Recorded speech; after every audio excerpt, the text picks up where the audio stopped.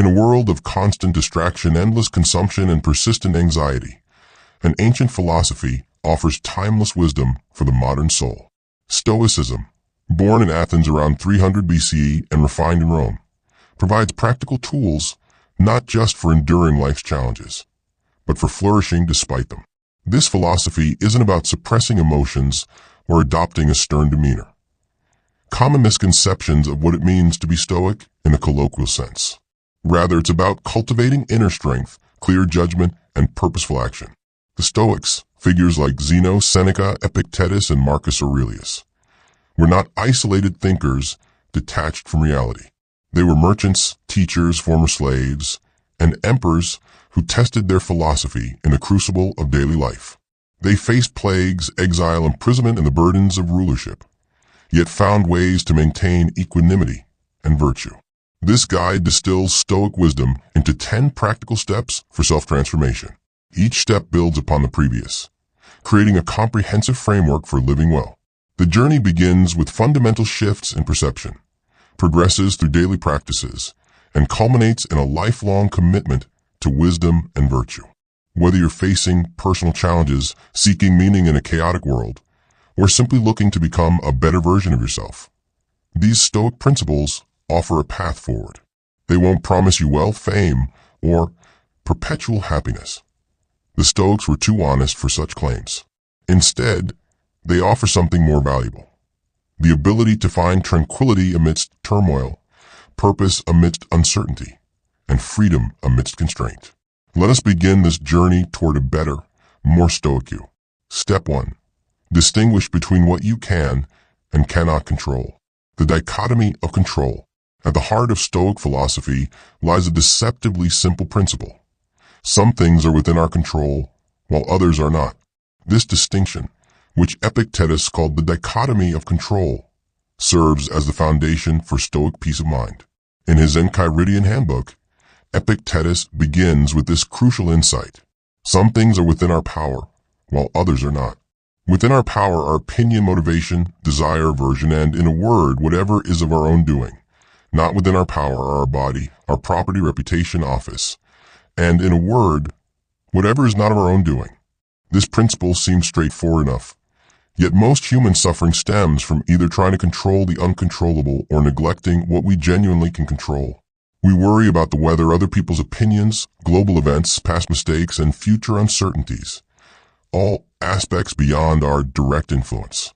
Meanwhile, we often fail to exercise control over our judgments, attitudes, and chosen responses.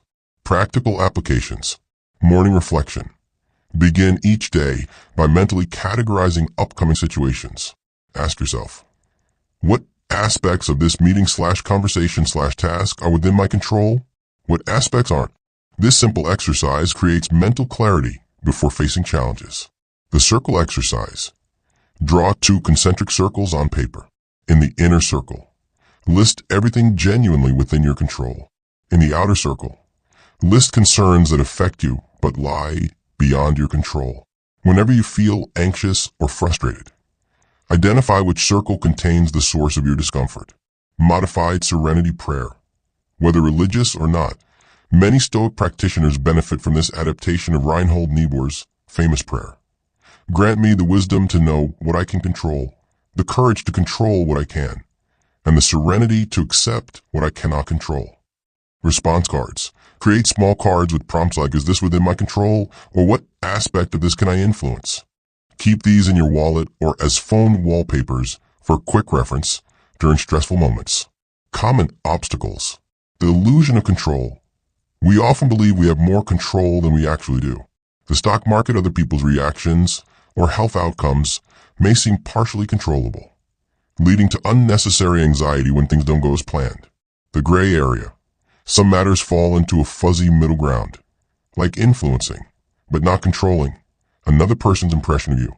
Stoics would argue that your actions and presentation are within your control, while the ultimate judgment formed in another's mind is not. Passive resignation. Misinterpreting this principle can lead to inaction. The dichotomy of control isn't about surrendering to fate, but about directing your energy where it can be effective while accepting what truly lies beyond your power. Transformative effects. When you consistently practice this distinction, remarkable changes occur. Reduced anxiety. Energy previously wasted on uncontrollable matters becomes available for constructive purposes. Increased effectiveness. By focusing exclusively on what you can influence, your actual impact grows. Greater equanimity. External events lose their power to disturb your inner state. Clearer thinking. Decision-making improves when you operate from a realistic assessment of your sphere of influence. As Epictetus advised a troubled student, make the best use of what is in your power and take the rest as it happens. Step 2. Develop the Stoic mindset of objective perception, seeing things as they are. The human mind instinctively interprets rather than simply perceives. We rarely see events as they actually are. Instead, we see them through layers of assumption, projection, and judgment.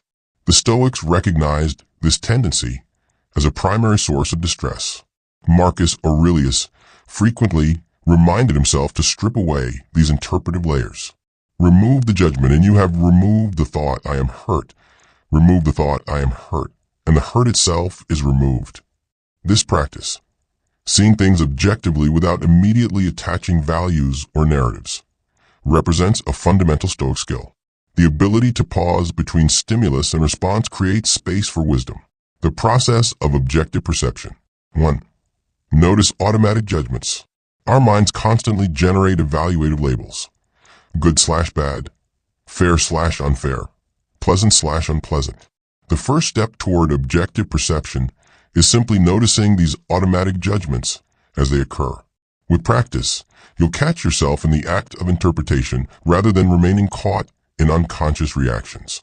2. Strip away value judgments. Next, deliberately set aside these evaluations to see the raw facts. When someone criticizes you, for instance, the objective reality might simply be, a person expressed disagreement with my approach. The judgment that this criticism is devastating or unfair is your addition. 3. Describe, don't evaluate. Practice describing situations using neutral language. Instead of thinking this traffic is awful, try, the vehicles are moving slower than average today. Instead of my colleague disrespected me, consider, my colleague expressed disagreement in a loud voice. 4. Question your impressions. The Stoics taught that we should interrogate our initial reactions. When you feel strongly about something, ask yourself, is this impression completely accurate? Are there alternative interpretations? What would this look like to an impartial observer? Marcus Aurelius's 3 disciplines. Marcus Aurelius structured his Stoic practice around 3 interrelated disciplines. The discipline of perception, seeing things objectively and clearly. The discipline of action, behaving justly and effectively in the world. The discipline of will, accepting what we cannot change. Of these, perception forms the foundation. Without clear seeing, right action becomes impossible. Practical exercises. Contemplative walk. Take a walk while practicing objective observation. Notice details without immediately categorizing them as attractive or unattractive, good or bad. Simply observe shapes, colors, movements, and sounds as they are. News depersonalization. When reading news that provokes strong reactions, practice rewriting headlines in purely descriptive language, removing emotional triggers and political framing. The view from above. Imagine viewing your current situation from high above, from a mountaintop, an airplane, or even outer space. This cosmic perspective helps dissolve the seeming importance of many concerns. Physical description exercise. When upset about something, challenge yourself to describe the physical sensations in your body without the emotional narrative. My heart rate has increased, my facial muscles have tensed, my breathing is shallow rather than I'm furious.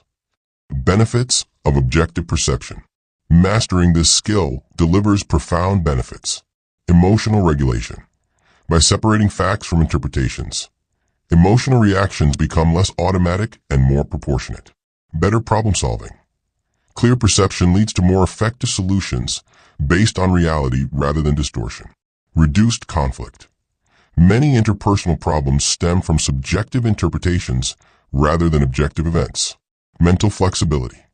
The habit of questioning initial impressions creates adaptability and openness to different perspectives. As Epictetus noted, people are disturbed not by things, but by their judgments about things. By developing objective perception, you gain the power to choose your interpretations rather than being driven by unconscious reactions. Step 3. Practice negative visualization, premeditatio malorum, anticipating adversity for greater appreciation and resilience. Counterintuitively, one of the most powerful techniques for increasing happiness and resilience comes from regularly contemplating what could go wrong. The Stoics called this practice premeditatio malorum, the premeditation of evils. Unlike pessimism, this practice isn't about expecting the worst, but about mentally preparing for it, while simultaneously deepening gratitude for the present. Seneca explains this approach. He who has anticipated the coming of troubles takes away their power when they arrive. And further, set aside a certain number of days, during which you shall be content with the scantiest and cheapest fare, with coarse and rough dress, saying to yourself the while, "Is this the condition that I feared?" The psychology behind negative visualization. This practice works through several psychological mechanisms. 1. Hedonic adaptation reversal. Humans quickly adapt to positive circumstances, taking them for granted. By imagining their absence, we renew appreciation. The businessman who visualizes losing his wealth appreciates it more than one who simply counts it. 2. Fear inoculation. Repeatedly facing fears in imagination reduces their power. Just as vaccines use small doses of pathogens to build immunity, controlled exposure to feared scenarios in thought builds emotional resilience. 3. Preparation effect. Mentally rehearsing responses to difficulties improves actual responses if those difficulties materialize. Studies show that visualization activates many of the same neural pathways as physical practice. 4. Perspective restoration. Regular contemplation of worst-case scenarios restores proportion to everyday annoyances. Minor inconveniences lose their sting when compared to truly serious misfortunes. 3 levels of practice. Negative visualization can be practiced at 3 levels of intensity. Level 1. Appreciative contemplation. Briefly imagine losing what you value: health, loved ones, possessions, abilities. This isn't meant to induce anxiety, but to refresh gratitude. As Marcus Aurelius advised, do not indulge in dreams of having what you have not, but reckon up the chief of the blessings you do possess, and then thankfully remember how you would crave for them if they were not yours. Level 2. Scenario planning. More extensively visualize specific setbacks and mentally rehearse constructive responses. How would you handle job loss, serious illness, relationship breakdown, or public failure? This reduces future shock, while building confidence in your ability to cope. Level 3. Voluntary discomfort. The most intensive form involves temporarily experiencing mild versions of feared conditions. Seneca recommended periods of practicing poverty, eating simple food, wearing basic clothes, and sleeping on a hard mat. Modern equivalents might include fasting cold exposure or temporarily disabling conveniences like smartphones or hot water. Practical applications. Morning memento mori. Upon waking, briefly consider that this day might be your last. Far from being morbid, this practice heightens appreciation for the day ahead. Gratitude amplification. While listing things you're grateful for, briefly imagine their absence. This transforms routine gratitude into a more profound appreciation. Wealth reset. Periodically calculate what percentage of humanity lives on less than you do, typically over 80% for those in developed countries. Visualize living with significantly fewer resources. Relationship appreciation. When with loved ones, briefly imagine future scenarios where they're no longer present.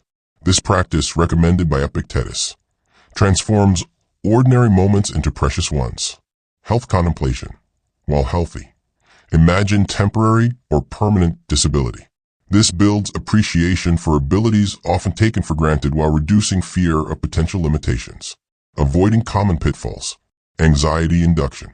If the practice produces persistent anxiety rather than resilience and appreciation, you may be focusing too intensely or failing to complete the mental exercise by returning to present gratitude. Self-punishment.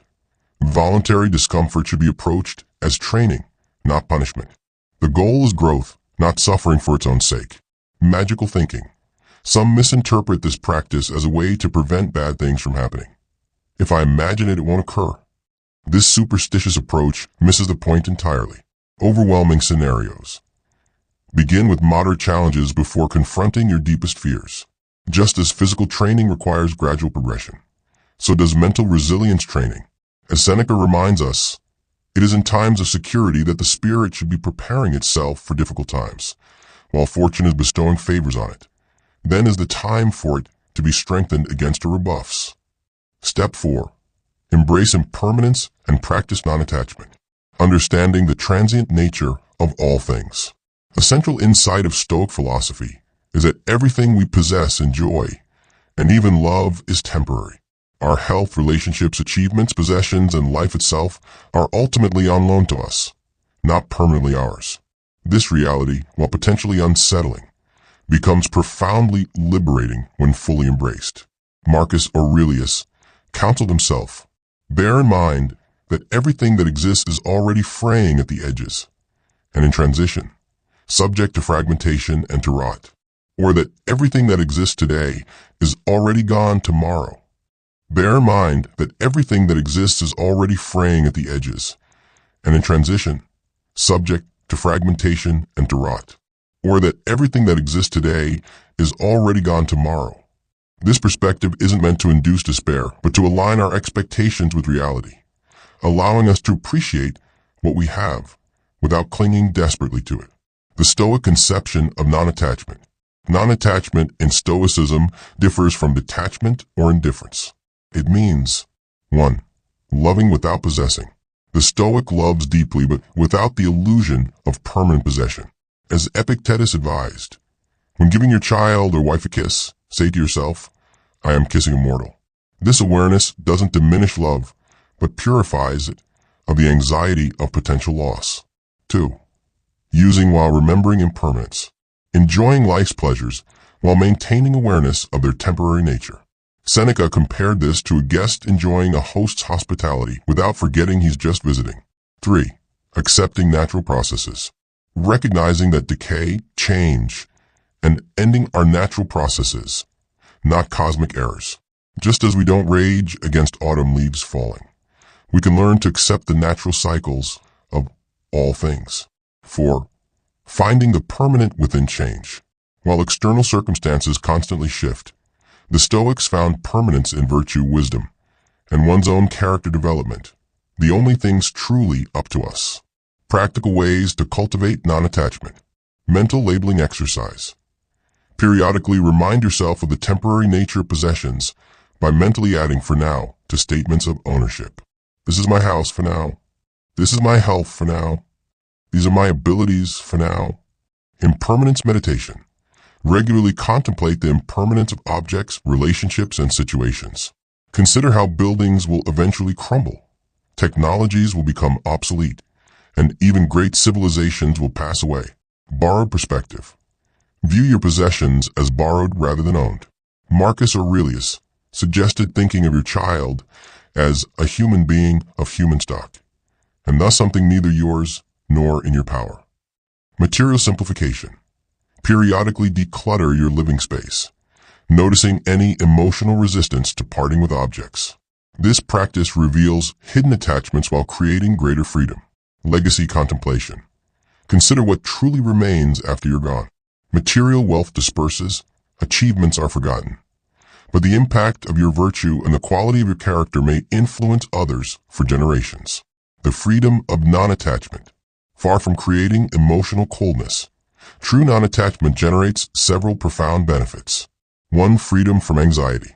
When we stop clinging to the impermanent as if it were permanent, much anxiety simply dissolves. We no longer burden ourselves with impossible expectations of permanence in an impermanent world. 2. Deeper appreciation. Awareness of impermanence intensifies appreciation. Just as a visitor to a beautiful country might appreciate it more than locals who take it for granted. Recognizing the temporary nature of life's gifts enhances their value. 3. Appropriate valuation. Non-attachment helps us value things according to their true worth. External advantages remain preferred indifference, desirable but not essential for happiness, while virtue maintains its position as the highest good. 4. Emotional resilience. When loss inevitably occurs, the practiced Stoic experiences grief without being devastated by it. Having mentally rehearsed loss and understood its inevitability, they can respond with equanimity rather than shock. 5. Present moment awareness. Recognizing impermanence naturally draws attention to the present moment, the only time we truly have. This heightened presence enhances both productivity and enjoyment. As Marcus Aurelius wrote, "Every part of me then will be reduced by change into some part of the universe, and that again will change into another part of the universe, and so on forever." By embracing this endless flux, rather than resisting it, we align ourselves with nature's fundamental processes and find peace amid impermanence. Step 5. Develop self-discipline and moderate desires. Mastering internal governance. Self-discipline, what the Greeks called enkratia, represents a cornerstone of Stoic practice.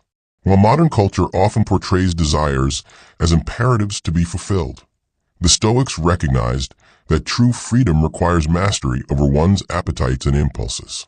Without this internal governance, we become slaves to fleeting urges, constantly chasing external satisfaction.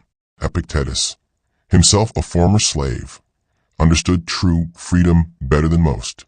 Freedom is not procured by a full enjoyment of what is desired, but by controlling desire itself.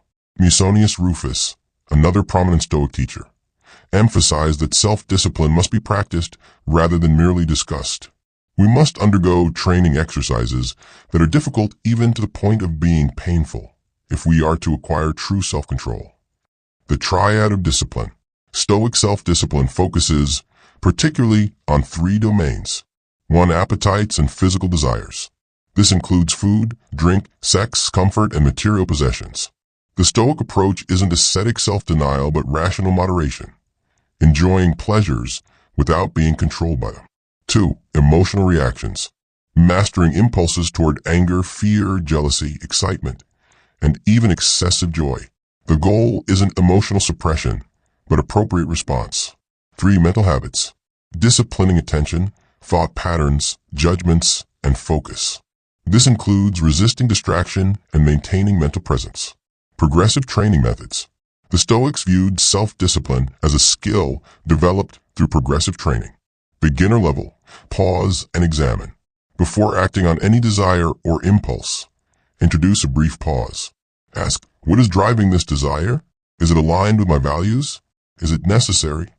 This simple interruption breaks the automatic cycle of stimulus and response. Intermediate level, voluntary discomfort. Regularly introduce mild discomfort to build resilience and reduce dependency on external comforts. Musonius Rufus recommended practices like wearing insufficient clothing in winter, going barefoot, sleeping on a hard bed, or abstaining from wine. Modern versions might include cold showers, intermittent fasting, technology fasts, minimalist living experiments, physical training to the point of healthy discomfort. Advanced level, counter habitual behavior. Deliberately act against established habits and preferences to maintain freedom from them. Examples include taking different routes to familiar destinations, changing meal routines, reversing daily schedules when possible, using the non-dominant hand for simple tasks, speaking less or more than usual in social settings. Practical approaches to desire management, desire inventory. Regularly catalog your desires, categorizing them as natural and necessary, health, basic nutrition, shelter. Natural but unnecessary, gourmet food, luxurious housing. Neither natural nor necessary, fame, excessive wealth. This classification, borrowed from Epicurus but compatible with Stoicism, helps prioritize and moderate desires. Postponement strategy. When hit with a non-essential desire, postpone its fulfillment. I may have this tomorrow instead. Often, the desire dissipates entirely. Cost-benefit analysis. For persistent desires, Thoroughly examine the full price of fulfillment, not just financial cost, but time, energy, freedom, tranquility, and alignment with values. Negative visualization for desires. Imagine obtaining the desired object or experience, then losing it or finding it unsatisfactory. This deflates the idealized expectations that fuel many desires. Satisfaction audit. Periodically review past desire fulfillments. Did acquiring those objects or experiences provide lasting satisfaction? This builds awareness of the hedonic treadmill, the freedom of self-restraint, counter to modern assumptions. The Stoics found that self-discipline leads to greater freedom and pleasure, not less. 1. Freedom from compulsion. The disciplined person chooses their actions rather than being driven by impulse. As Epictetus noted, no man is free who is not master of himself. 2. Enhance enjoyment. Moderate pleasures maintain their savor, while constant indulgence leads to diminishing returns. The disciplined person genuinely enjoys simple pleasures that the indulgent find bland. 3. Resource efficiency. Energy, time, and resources previously consumed by excessive desires become available for meaningful pursuits. 4. Social harmony. Unchecked desires often lead to conflict, exploitation, or harmful competition. Self-discipline facilitates ethical relationships. 5. Inner tranquility. The constant stimulation of desire fulfillment creates restlessness rather than peace. The self-disciplined mind achieves greater calm. As Seneca wisely observed, to be everywhere is to be nowhere. By learning to moderate desires rather than multiply them, we gain presence, purpose, and genuine satisfaction that no amount of indulgence can provide. Step 6. Cultivate virtue as the highest good. Understanding virtue in Stoicism. For the Stoics, virtue, arete in Greek, virtus in Latin, was not merely one good among many, but the sole true good, the only thing necessary and sufficient for eudaimonia, flourishing. This cornerstone of Stoic ethics distinguishes it from many modern philosophical and psychological approaches. The Roman Stoic Seneca explained this priority clearly. Virtue alone affords everlasting and peace-giving joy. And more emphatically, virtue is the only good. All else is indifferent. The Stoics identified 4 cardinal virtues, each representing excellence in a different domain of human functioning. 1. Wisdom, Sophia. Excellence in judgment and discernment. The ability to navigate complex situations with clarity and good sense. 2. Justice, Dikeiosyne. Excellence in relationships and social conduct, treating others with fairness, respect, and appropriate benevolence. 3. Courage, Andreia. Excellence in facing challenges and hardship, standing firm in the face of fear or difficulty. 4. Temperance, Sophrosyne. Excellence in self-regulation, moderation and appropriate restraint in all areas of life. These virtues are interdependent. True wisdom requires justice. Authentic courage needs temperance, and so on. Together, they constitute the Stoic conception of human excellence. The indifference, preferred and dispreferred. One of the most misunderstood aspects of Stoic ethics is the concept of indifference. The Stoics classified everything beyond virtue, including health, wealth, reputation, pleasure, and even life itself, as indifferent with respect to true happiness. This doesn't mean these things don't matter at all, but rather that they don't contribute to the goodness of one's character or soul. The Stoics further distinguish between preferred indifference, natural advantages like health, adequate resources, and social connections. These are rationally selected when available, but not necessary for happiness. Dispreferred indifference, natural disadvantages like illness, poverty, and rejection. These are rationally avoided when possible, but not sufficient to prevent happiness. The key insight is that virtue can be exercised in any circumstance. The wealthy person can demonstrate temperance. The poor person can show justice. The healthy individual can display courage. The ill person can exhibit wisdom. No external condition prevents the exercise of virtue, and therefore no external condition can prevent eudaimonia. Practical applications for cultivating virtue. 1. Value clarification exercise. Regularly examine your hierarchy of values by asking, if I could maintain only one quality in a difficult situation, what would it be? Repeat this thought experiment under various challenging scenarios to clarify your commitment to virtue over externals. 2. Virtue journaling. Keep a daily record focused specifically on virtuous and non-virtuous behavior. Note instances where you displayed or failed to display wisdom, justice, courage, and temperance. Look for patterns and opportunities for growth. 3. Role model analysis. Identify individuals, historical, contemporary, or fictional, who exemplify particular virtues. Study their decisions, attitudes, and behaviors. The Stoics themselves often invoked figures like Socrates and Cato as exemplars. 4. Challenging scenario rehearsal. Mentally rehearse maintaining virtue in challenging circumstances. How would you remain just when treated unfairly? How would you maintain courage when afraid? How would you demonstrate wisdom when confused? 5. Virtue meditation. Spend time each day contemplating the nature of specific virtues. What does courage look like in modern contexts? How does wisdom manifest in your profession? What does justice require in your relationships? 6. External rewards fast. Periodically practice acting virtuously without external recognition or reward. This strengthens the understanding that virtue is its own reward rather than a means to external benefits. Common obstacles to virtue-centric living. Value confusion. Modern society bombards us with messages that external outcomes determine happiness. Advertising, social media, and conventional success metrics all reinforce this misperception. Outcome attachment. Tying satisfaction to results rather than to the quality of our intentions and actions creates vulnerability and inconsistency. Virtue signaling trap. Using virtuous behavior primarily to enhance reputation or social standing corrupts genuine virtue with external motivation. All or nothing thinking. Viewing virtue as binary, either perfect or absent, rather than as a continuous practice with constant opportunity for improvement. Single virtue imbalance. Overemphasizing one virtue while neglecting others creates vulnerability. Courage without wisdom becomes recklessness. Justice without temperance becomes fanaticism. The revolutionary power of virtue-centric living. Adopting virtue as the highest good transforms existence in several profound ways. 1. Unconditional happiness. When well-being depends solely on internal excellence rather than external circumstances, it becomes possible under any conditions.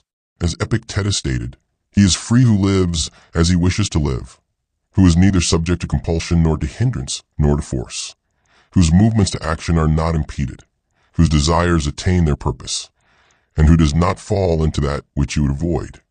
2. Simplified decision-making. When virtue clearly outranks all other considerations, many difficult choices become straightforward. The question shifts from what will benefit me most to what action best expresses virtue. 3. Harmonized life. The pursuit of external goods often creates internal conflict as different desires compete. Virtue, as the highest good, harmonizes life around a coherent central value. For meaningful suffering, when maintaining virtue matters more than avoiding discomfort. Even hardship gains meaning as an opportunity to express excellence of character. 5. Freedom from comparison. Unlike external achievements, virtue doesn't depend on outperforming others. This liberation from comparative success creates genuine goodwill toward others flourishing. As Marcus Aurelius reminded himself, just as the nature of rational things is given to each person their rational powers, so it also gives us this power. Just as nature turns to its own purpose any obstacle or any opposition, and places it in the destined path, and makes it a part of itself, so every rational person can convert any obstacle into the raw material for their own purpose. Step 7. Incorporate daily Stoic practices and routines. Structuring the Stoic day. The Stoics understood that philosophy must be practiced, not merely contemplated. They developed specific daily routines to transform philosophical principles into lived reality. These practices, when consistently applied, gradually reshape perception, emotional responses, and behavior. Epictetus emphasized this practical orientation. If you didn't learn these things in order to demonstrate them in practice, what did you learn them for? While ancient Stoics didn't leave complete daily schedules. Their writings reveal consistent practices that can be adapted to modern life. The following framework integrates these historical practices with contemporary understanding of habit formation and behavioral change. Morning practices. Morning preparation. Premeditatio. Begin the day by mentally rehearsing potential challenges and your intended virtuous responses to them. This practice combines negative visualization with proactive planning. Marcus Aurelius demonstrates this in his morning meditation. Say to yourself first thing in the morning, I shall meet with people who are meddling, ungrateful, violent, treacherous, envious, and unsociable. They are subject to these faults because of their ignorance of what is good and bad. This anticipation isn't pessimism, but preparation, allowing you to respond with virtue rather than react from habit when challenges arise. Morning reflection principles. Upon waking, briefly contemplate key Stoic principles that will guide your day.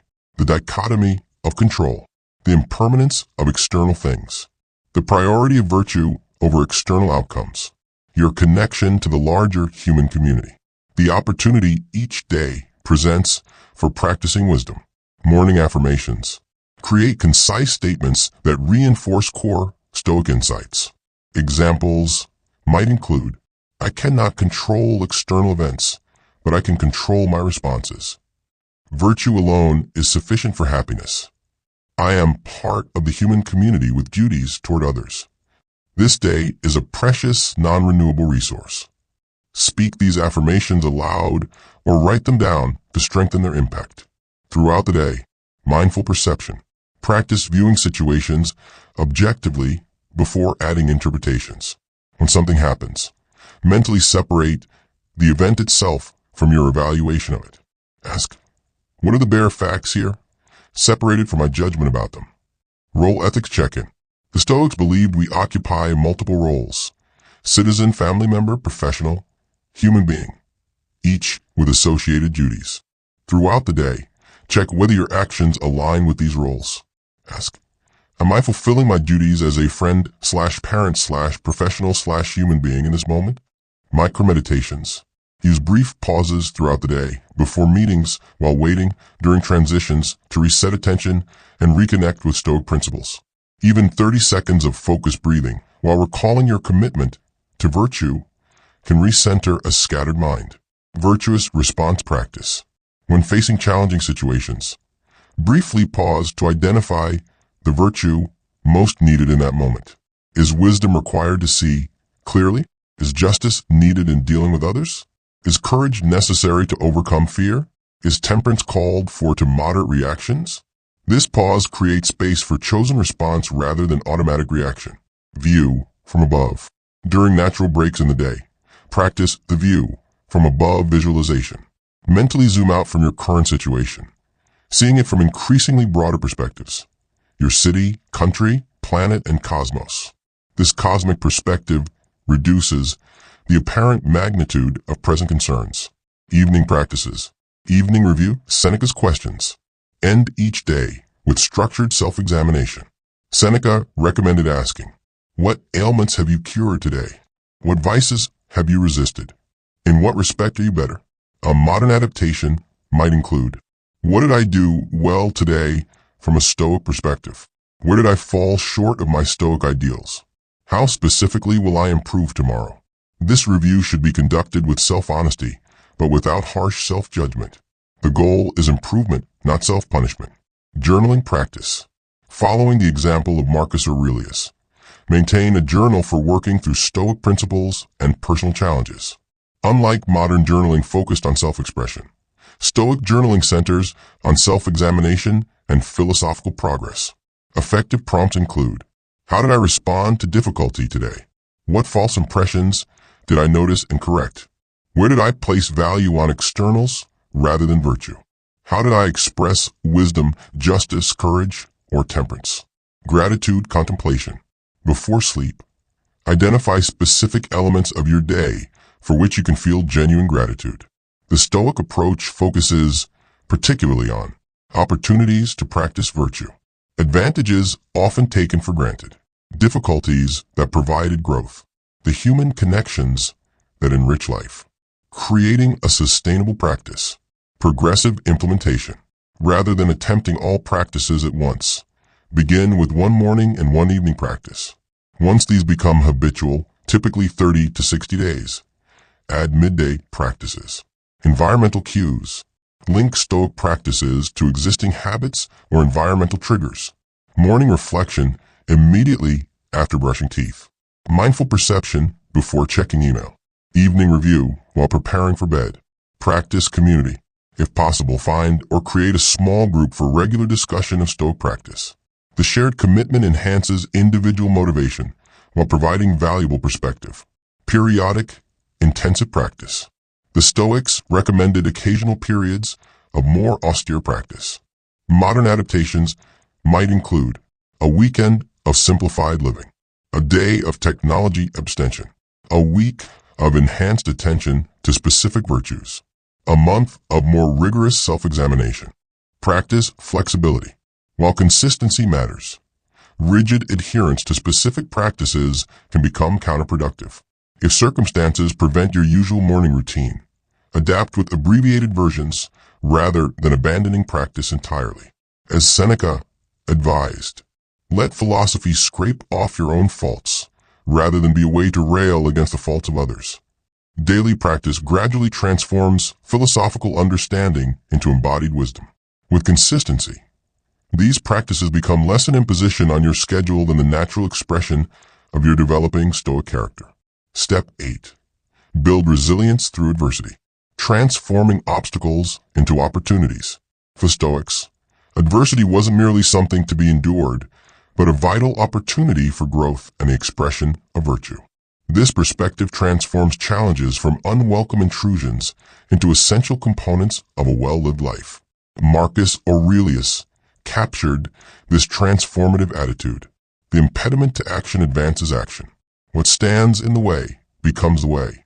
This paradoxical approach, seeing obstacles as the path itself rather than barriers to the path, represents one of Stoicism's most powerful psychological tools. The Stoic theory of adversity. The Stoics developed a sophisticated understanding of adversity's role in human development. Nature's training program. They viewed difficulties as nature's way of strengthening human beings, just as resistance builds physical strength. Seneca explained, God does not make a spoiled pet of a good man. He tests him, hardens him, and fits him for his own service. Whether or not one shares the theological perspective, the principle remains psychologically sound. Comfort builds complacency, while appropriate challenge builds capacity. The revelation of character. The Stoics recognize that adversity doesn't create character so much as reveal it. Epictetus noted, circumstances don't make the man, they only reveal him to himself. Difficult situations expose our current level of virtue development, showing us precisely where further growth is needed. The opportunity for distinction. While anyone can function in favorable circumstances, adversity provides the opportunity to demonstrate exceptional qualities. As Seneca observed, fire tests gold, suffering tests brave men. The Stoics saw adversity not as unfair punishment, but as the necessary context for moral excellence. Practical approaches to adversity. Cognitive reframing. When facing difficulties, deliberately reframe the situation using these Stoic perspectives.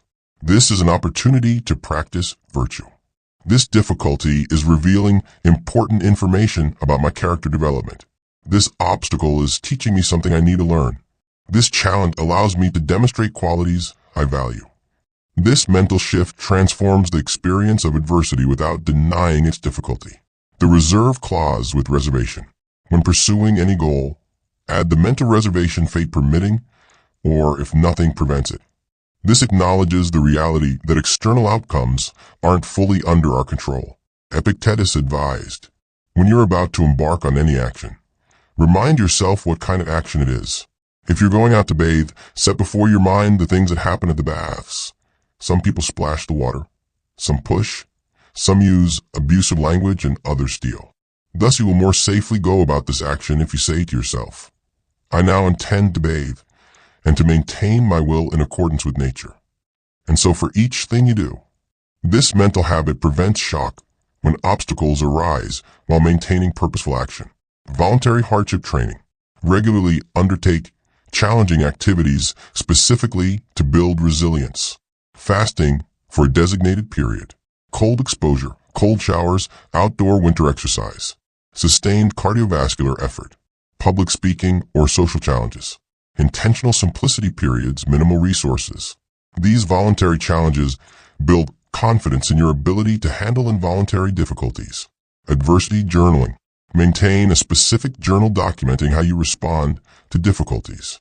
Describe the adverse situation objectively. Record your initial emotional reaction. Analyze the judgments driving that reaction. Identify the virtues this situation calls for. Document your chosen response. Reflect on lessons learned.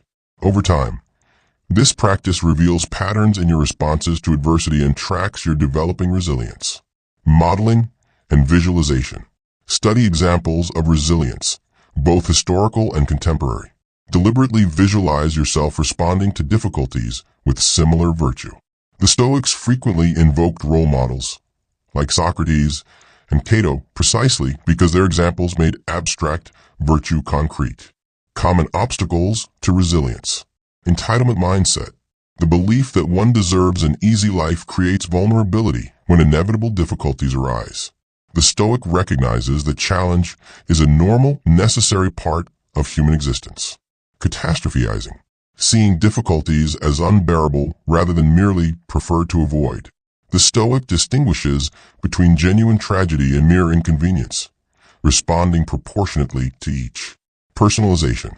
Interpreting adversity as targeted or personal why me, rather than as a natural aspect of the human condition. The Stoic understands that difficulty is universal rather than personal. Comparison traps. Focusing on others who seem to have easier circumstances rather than on one's own response to difficulty. The Stoic concentrates on their own virtuous response rather than on apparent external inequities. The Stoic promise of anti-fragility. Beyond mere resilience returning to baseline after difficulty, Stoic practice offers the possibility of anti-fragility, actually becoming stronger because of adversity. This transformation occurs when 1. Difficulties reveal hidden strengths. Challenges often uncover capabilities we didn't know we possessed, expanding our self-concept and confidence. 2. Obstacles clarify priorities. Adversity forces us to distinguish between the essential and the trivial, often leading to greater life satisfaction through simplified values. 3. Hardship deepens compassion. Personal suffering properly processed typically increases our capacity to understand and support others' difficulties. 4. Setbacks build perspective.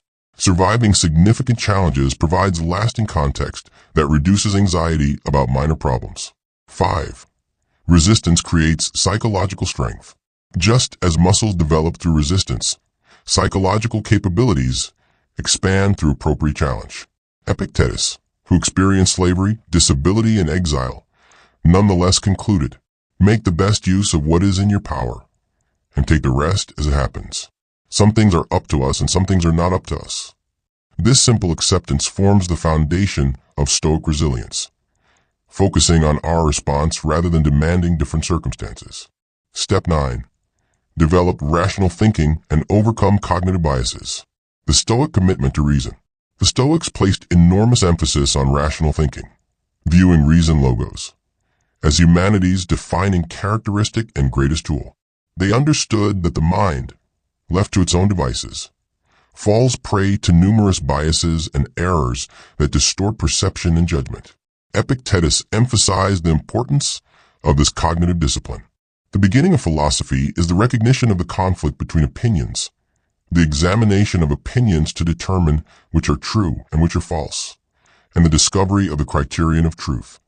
While modern cognitive science has identified many specific biases unknown to the ancients, the Stoic approach to rational thinking remains remarkably effective in addressing these mental distortions.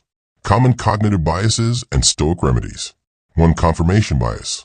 The tendency to notice and prioritize information that confirms existing beliefs, while overlooking contradictory evidence. Stoic remedy. Deliberately seek disconfirming evidence for your most cherished beliefs. Practice arguing convincingly for positions you disagree with. As Marcus Aurelius advised, if anyone can refute me, show me I'm making a mistake or looking at things from the wrong perspective. I'll gladly change. It's the truth I'm after. 2. Negativity bias. The tendency to give greater weight to negative experiences than positive ones. Stoic remedy. Practice evening reflection specifically focused on positive aspects of the day. Develop the habit of identifying overlooked advantages in seemingly negative situations. As Seneca suggested, we should hunt out the helpful pieces of teaching and the spirited and noble-minded sayings which are capable of immediate practical application, not far-fetched or archaic expressions or extravagant metaphors and figures of speech, and learn them so well that words become works. 3. Correspondence bias, fundamental attribution error. The tendency to attribute others' behavior to their character, while attributing our own behavior to circumstances. Stoic remedy. Practice the discipline of assent by withholding judgment about others' motives. Develop the habit of generating multiple possible explanations for behavior. As Epictetus counseled, when someone seems to have done you wrong, immediately consider with what conception of good or evil they did wrong. When you see this, you will feel compassion instead of amazement or anger. 4. Catastrophizing. The tendency to assume worst-case scenarios and magnify problems beyond their actual significance. Stoic remedy. Apply objective description to problems, stripping away emotional language. Compare current difficulties to genuinely catastrophic possibilities. As Marcus Aurelius reminded himself, today I escaped anxiety. Or no, I discarded it because it was within me, in my own perceptions, not outside. 5. Appeal to nature fallacy. The assumption that what is natural is automatically good or right. Stoic remedy. Distinguish between descriptive and prescriptive claims about nature. Recognize that human nature specifically includes the capacity for rational choice beyond instinct. As Seneca noted, we are born for virtue, but not with virtue. 6. Availability heuristic. The tendency to overestimate the likelihood of events based on how easily examples come to mind. Stoic remedy. Deliberately seek statistical reality rather than relying on memorable examples. Distinguish between vivid anecdotes and representative data. Practice what modern philosophers call epistemic humility, acknowledging the limits of your knowledge. 7. Sunk cost fallacy. The tendency to persist with endeavors based on past investment rather than future prospects. Stoic remedy. Practice the discipline of desire by focusing on current reality rather than past investment. Regularly review commitments with fresh evaluation rather than historical accounting. As Epictetus advised, make the best use of what is in your power and take the rest as it happens. Practical cognitive training. Dialectical journaling. When facing important decisions or holding strong opinions, create written dialogues between different perspectives. Play devil's advocate against your own position, generating the strongest possible counterarguments. This practice, reminiscent of Socratic dialogue, reveals hidden assumptions and weaknesses in reasoning. Epistemic calibration. Regularly test your confidence in your knowledge by writing down predictions with confidence levels. I'm 90% certain that, then checking results. This practice builds more accurate assessment of what you actually know versus what you think you know. Cognitive distortion hunting. Train yourself to identify common thinking errors in real time. Black and white thinking. Overgeneralization. Mind reading, assuming you know others' thoughts. Emotional reasoning. Assuming feelings reflect reality. Shoulds and musts, rigid, unrealistic expectations. When these patterns arise, consciously replace them with more nuanced, evidence-based thinking. Pre-mortem analysis. Before important decisions, conduct a pre-mortem by imagining the decision has failed and generating plausible explanations for that failure. This counters optimism bias and reveals potential weaknesses in plans. Steel manning. Instead of attacking weak versions of opposing views, straw manning. Practice articulating the strongest possible version of positions you disagree with steel manning. This intellectual honesty leads to better thinking and more productive dialogue. The discipline of assent. central to Stoic cognitive practice, is what Epictetus called the discipline of assent, the conscious evaluation of impressions before accepting them as true. This involves 1. Separating impression from judgment, learning to distinguish between the initial appearance of things and your evaluation of them. The impression this person ignored me is distinct from the judgment this person dislikes me. 2. Questioning automatic conclusions, habitually interrogating your immediate interpretations. Is this certainly true? What evidence supports it? What alternatives might explain this?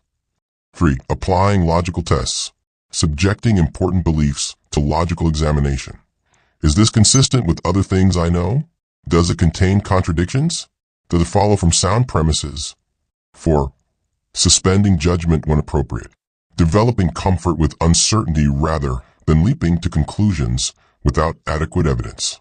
As Epictetus taught, it is impossible for a man to learn what he thinks he already knows.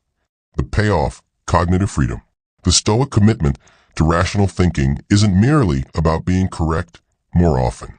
It represents a fundamental liberation from the tyranny of automatic thought patterns and emotional reactions. This cognitive freedom manifests in several ways. 1. Emotional regulation. When thoughts become more accurate, emotions naturally become more appropriate to situations.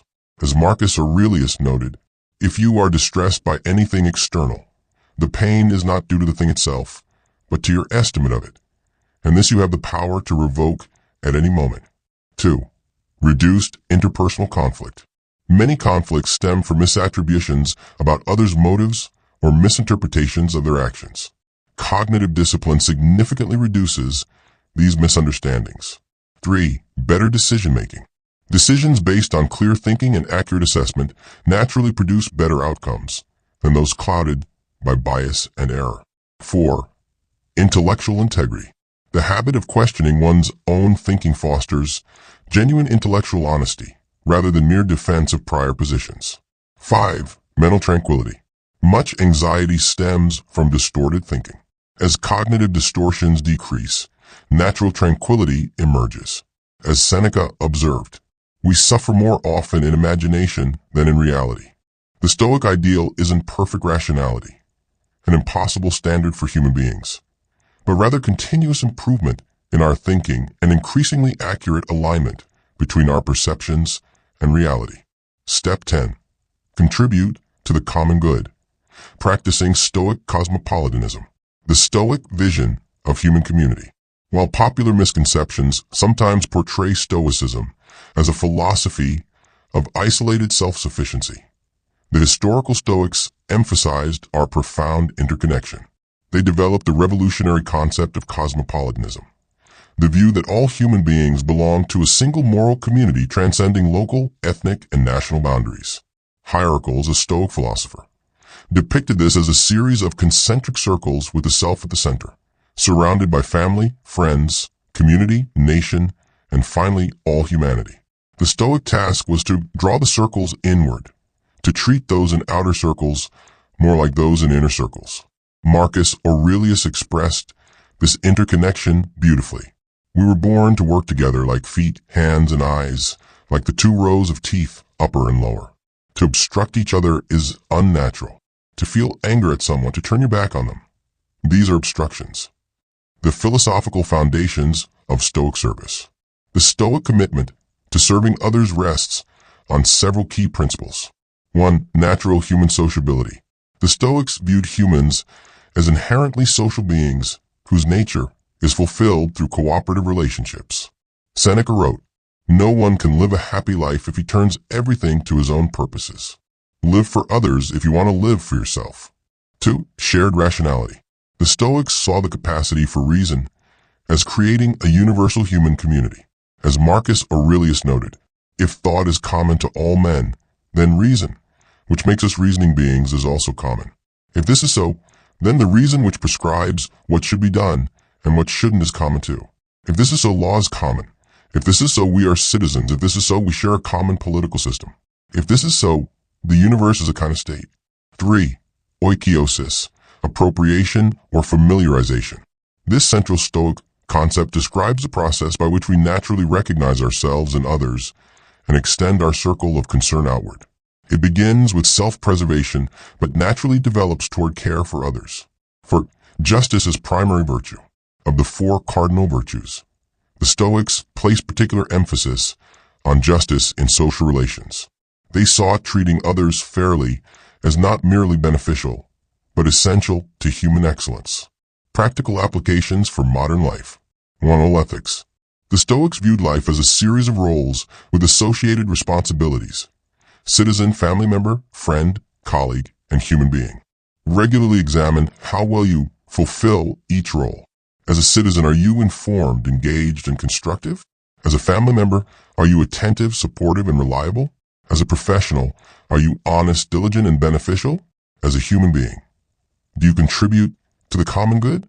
2. Circle expansion practice. Deliberately practice extending concern to those typically outside your circle of immediate care. When shopping, consider the workers who produced your goods. When using public services, acknowledge those who maintain them. When forming political opinions, consider impacts on distant others. When making lifestyle choices, weigh environmental consequences. Free justice audit. Periodically examine your life for inconsistencies in how you treat different people. Do you apply different ethical standards based on group membership? Are there people whose interests you consistently discount? Or might unconscious bias affect your treatment of others? How might privilege blind you to others' experiences? 4. Concrete service commitments. Transform philosophical cosmopolitanism into specific actions. Volunteer regularly with organizations addressing genuine needs. Donate effectively to causes with demonstrated impact. Use professional skills for pro bono service. Make civic engagement a consistent priority rather than an occasional activity. 5. Constructive speech practice. Apply Stoic principles to communication by asking before speaking. Is it true? Is it necessary? Is it helpful? Is it kind? Is it timely? This combines Stoic concern for truth with care for others' well-being. Overcoming obstacles to service. Compassion fatigue. The Stoics would counter modern compassion fatigue with 2 insights. Virtue benefits the practitioner as much as the recipient. We're responsible for the effort, not the outcome. As Marcus Aurelius advised, when you wake up in the morning, tell yourself, the people I deal with today will be meddling, ungrateful, arrogant, dishonest, jealous, and surly. They are like this because they can't tell good from evil. But I have recognized that the wrongdoer has a nature related to my own. Zero-sum thinking. The assumption that helping others necessarily comes at your expense contradicts the Stoic understanding of human flourishing. The Stoics recognize that virtue benefits its possessor first and foremost. As Seneca noted, he who gives benefits to another benefits himself, not just in the consequences, but in the very act of giving, being conscious of having done something good. Tribal psychology. Our evolved tendency to care more about in-group members creates resistance to cosmopolitan ethics. The Stoic remedies this through conscious recognition of shared humanity, deliberate perspective-taking exercises, regular contemplation of human interconnection, the discipline of extending concern beyond natural boundaries, perceived ineffectiveness. The feeling that individual actions don't matter in the face of enormous problems contradicts Stoic emphasis on process over outcome. As Marcus Aurelius reminded himself, do not be disgusted, discouraged, or dissatisfied if you do not succeed in doing everything according to right principles. But when you have failed, return again, and be content if the greater part of what you do is consistent with man's nature. The integration of self-development and service. The Stoic vision fundamentally unites personal development with social contribution. Unlike philosophies that see these as separate or even competing domains, Stoicism recognizes them as inseparable aspects of human excellence. Self-development enables better service. By developing virtues like wisdom, courage, and temperance, we become more effective in serving others. The discipline of managing emotions prevents burnout. The habit of clear thinking leads to more effective interventions. The practice of moderation ensures sustainable effort. Service contexts develop virtue. Simultaneously, service provides the necessary context for developing virtue. Courage develops through facing social challenges. Justice grows through navigating competing claims. Wisdom deepens through addressing complex human problems. As Seneca observed, men exist for the sake of one another. Teach them then, or bear with them. And Marcus Aurelius reminded himself, when you have done a good act and another has received it, why do you still look for a third thing besides these, as fools do? Either to have the reputation of having done a good act or to obtain a return. In the Stoic vision, a truly good human life necessarily includes contribution to the common good, not as sacrifice or obligation, but as the natural expression of human excellence and the fulfillment of our social nature. Conclusion: living the Stoic life. The 10 steps we've explored represent not a linear progression, but an integrated system for living. Each step reinforces the others, creating a coherent approach to human existence that has stood the test of time. The ongoing journey. Stoicism is not a destination, but a continuous practice. As Seneca acknowledged, I am not a wise man, and I never will be. I am not better, but better off. That is all you should expect of me. Content yourself with a man who is always making progress. The Stoic life involves perpetual vigilance, awareness of automatic reactions, false impressions, and habitual patterns doesn't come naturally. It requires ongoing attention to thoughts, emotions, and judgments. Regular renewal.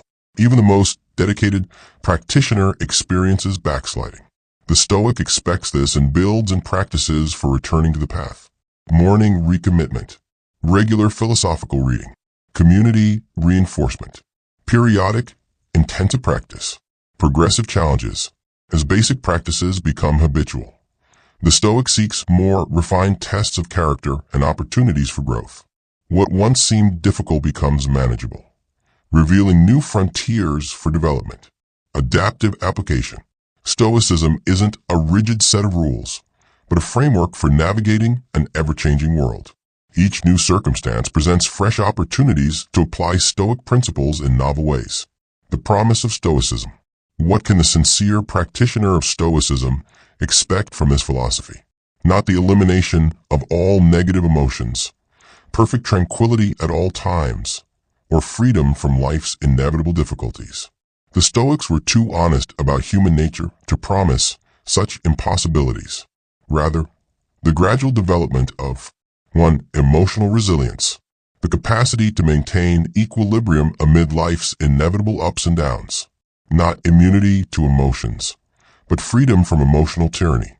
2. Clear judgment, the ability to see situations accurately, without distortion from fear, desire, or cognitive bias. Not perfect rationality, but significantly improved perception. 3. Meaningful freedom, liberation from dependence on external outcomes for well-being. Not detachment from life, but engagement without unhealthy attachment. 4. Genuine virtue, character that expresses human excellence in thought, emotion, and action. Not moral perfection, but ongoing ethical development. 5. Unconditional worth, self-respect based on character rather than achievement, appearance, or approval. Not arrogance, but appropriate recognition of intrinsic value. 6. Social contribution, life oriented toward the common good rather than merely private satisfaction. Not self-sacrifice, but fulfillment of our social nature. Final thoughts. The Stoic journey is both profoundly personal and inherently communal.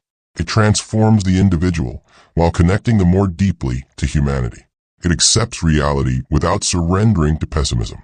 It acknowledges human limitations while believing in human potential. As Marcus Aurelius wrote in what he thought were private meditations, never intended for publication. At dawn, when you have trouble getting out of bed, tell yourself, I have to go to work as a human being.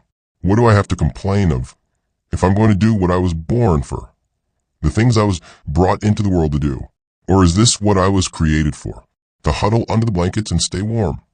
The Stoic life calls us to be fully human, to exercise our capacity for reason, to express our social nature, to develop our potential for virtue. It offers not escape from life's difficulties, but engagement with them in a way that transforms both ourselves and our world. In a culture obsessed with comfort, convenience, and consumption, Stoicism provides a radically different vision of the good life, one focused on virtue, reasoned choice, and contribution to the common good. 23 centuries after its founding. Its wisdom remains not merely relevant, but essential. The path of Stoic practice lies before you. As Epictetus would say, the door is open. Will you step through? Additional resources. Primary Stoic texts. Meditations by Marcus Aurelius. The personal journal of the Roman emperor, never intended for publication. Discourses and Enchiridion by Epictetus, recorded by his student Arrian. These works capture the teachings of the former slave who became a renowned philosopher. Letters from a Stoic and On the Shortness of Life by Seneca. Practical wisdom from the Roman statesman and playwright, Musonius Rufus. Lectures and sayings, teachings from the Roman Socrates, who influenced both Epictetus and Marcus Aurelius. Modern books on Stoicism. A Guide to the Good Life. The Ancient Art of Stoic Joy by William B. Irvine. How to be a Stoic by Massimo Pigliucci. The Obstacle is the Way by Ryan Holiday. Stoicism and the Art of Happiness by Donald Robertson. The Practicing Stoic by Ward Farnsworth. Online resources. The Daily Stoic, website, newsletter, and podcast offering daily Stoic meditations. Modern Stoicism. Organization running Stoic Week and Stoicon events worldwide. Stoicism subreddit. Active community discussing practical applications of Stoic philosophy. Traditional Stoicism. Forum focused on historically accurate interpretations of Stoic texts. Stoic practices and communities. Stoic Week. Annual event with guided meditations and exercises for applying Stoicism. Stoicon International Conference on Stoicism with practical workshops. Stoa app with Stoic exercises and reminders. Local Stoic meetup groups. Check meetup.com for Stoic communities in your area. Remember that reading about Stoicism without practicing it is like reading about exercise without going to the gym. The true value of this philosophy emerges only through consistent application.